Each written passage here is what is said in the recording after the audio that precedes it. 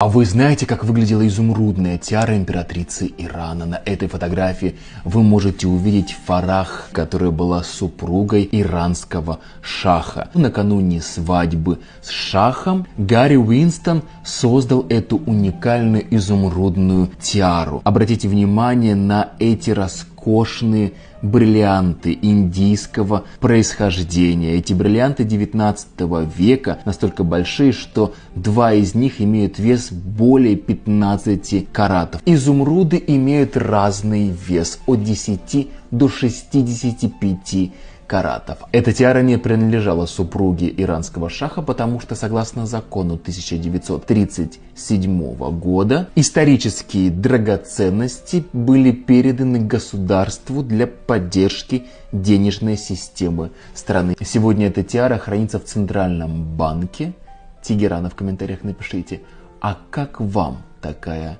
тиара?